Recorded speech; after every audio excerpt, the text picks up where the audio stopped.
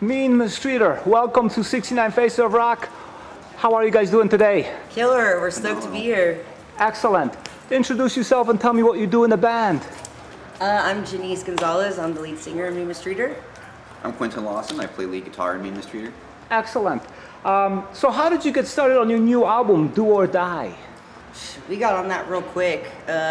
We had been writing those songs for a while, and yeah, we just threw those together in the summer and just had a lot of fun doing it.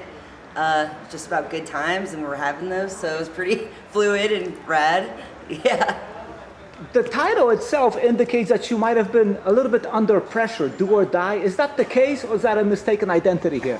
That's pretty true. It's pretty accurate. Yeah, we had spoken to Flo over at Dying Victims about getting an album released through them, because he had re-released our first album, Razor Wire, and we had to meet a deadline for the release for a European tour that next year. So we ended up just busting it out. So yeah, it was definitely a do or die situation, but we love the way it came out. We hope you guys do too. And you came out on top, obviously. Yeah, thank you. Tell me about the songs on Do or Die. Well, I think something that we kind of really focused a lot in was really like what our main influences were. And, obviously it's old bands, but kind of going outside of that, it was like our personal interest, cars, living life in the fast lane.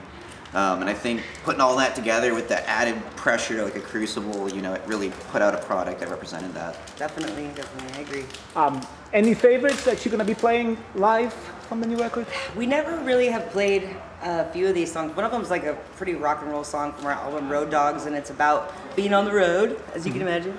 So I'm really stoked about playing that. It's about touring and just stoking people out wherever we go and just having a good time. So I'm really stoked to be playing that at this fest for the first time. Now the album itself is only like 26 minutes long?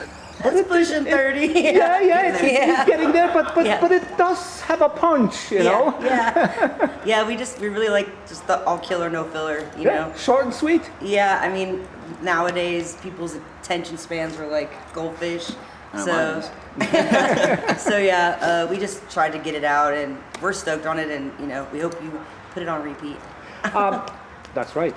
So how does it compare to or connect with your first album, Razor Wire?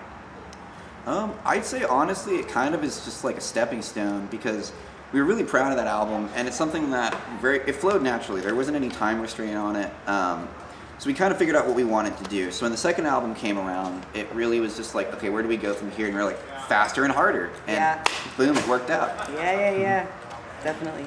How did Razor Wire do for you? That was your first album. Nobody heard of you before. So how did it do? I mean, surprisingly well. It got Flo's attention at Dying Victims, and we got offered some really cool gigs and some really cool interviews and placements in magazines and other radio shows, and it was really, really awesome to be so well received, especially for our first album, and that just really lit the fire under our ass to just keep writing since people liked it. It seems like Mean Mistreater came out of nowhere, and you kind of took the metal scene by storm.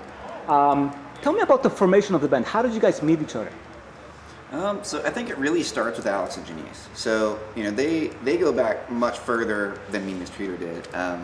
So obviously, Janiece was in Wild Eyes and Alex was in War Cloud, and they were out in the Bay, so they met, they had their little romance story, and then, them being together, like they're a powerhouse of writing. So they started writing the initial songs. Bleeding the Night was the first, and then when we met, I had already met them from touring when I was in Sabre. We met, we became friends. A couple years later, I moved to Austin. We bumped into each other again. They're like, hey, well, we're trying to start a band. We need a lead guitarist. And I was like, out there, man. Random. And it worked out really well. And then, we've gone through a few other members.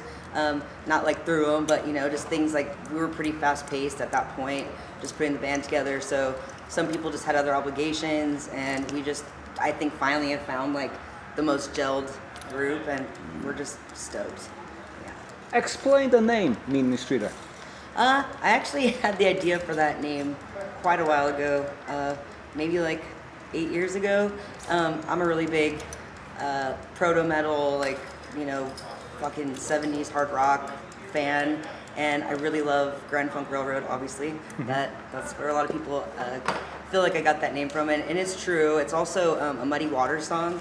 And I felt like those types of music really influenced my singing and the music that I like and the heavy metal that a lot of people play in general, just rock and roll.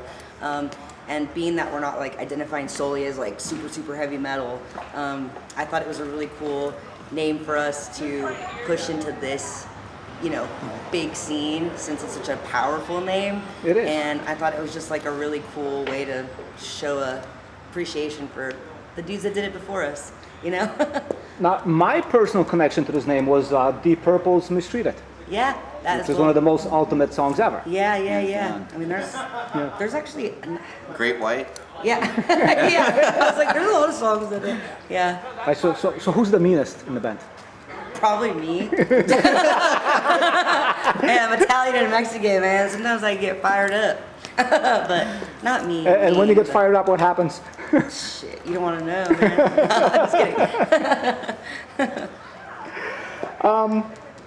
How would you describe your live show? Because that is something to see. It's like one thing is to hear your albums, but to see you guys on stage, that's where it's at. So how would you describe it? How we are on stage? Yeah. Man, I would say ferocious. Like, a big thing for us too is when we play, I feel like we all kind of have to get in a certain headspace, because it's not just like, all right, let's go up there, play our instruments to get off. It's like, you know, a lot of times when we get off, there's like these massive chemical dumps where it's, you know, you walk off and you're just like, oh, I need 5 minutes, I gotta breathe. But it really is just going up there and exerting all of your energy. Yeah, definitely. We just give as much as we can to the people that can show up and see us. So everything, all or nothing, do or die. You've done some live work in Europe. How did people respond to you on the other side of the ocean? Man, so well. We love it out there. I'd been out there, and a few of us have been out there with other bands, and it's just always so awesome to go out there. The metal scenes are amazing. Yeah, it was really great to hear people singing the lyrics to our songs. That, you know, it was a surprise, and it was excellent. We're actually going back next year in March, so Fantastic. Yeah. 2 albums within 2 years. Where do you find the time to be so active? That's Do the we? thing. We just make time. We don't have a choice. yeah, we all work pretty full-time jobs, but we love it. And when you love something, you make some sacrifices for it, and that's what we're doing. Actually, you kind of brought me to my next question. I was going to ask you, do you have day jobs, or are you completely devoted to the band? How do you balance that out? Yeah, we all have day jobs. I actually work in theater and entertainment. I am a scenic painter artist, so I'm working on stages, painting sets, doing props and stuff like that for entertainment purposes. And I guess that really goes into just everything I like about music and how environmental it is. So just creating a space and an environment for someone to just be really excited. A lot of these guys work in shops. You know, Theron owns a classic car shop, and Mikey builds engines. You know, like Alex is a carpenter, and you work In sales. in sales. Yeah, I'll say that. But yeah, we make the time, and definitely this is definitely a full-time job. What happens when you go on tour? And I'm sure that's going to be more of an issue in time to come. Yeah.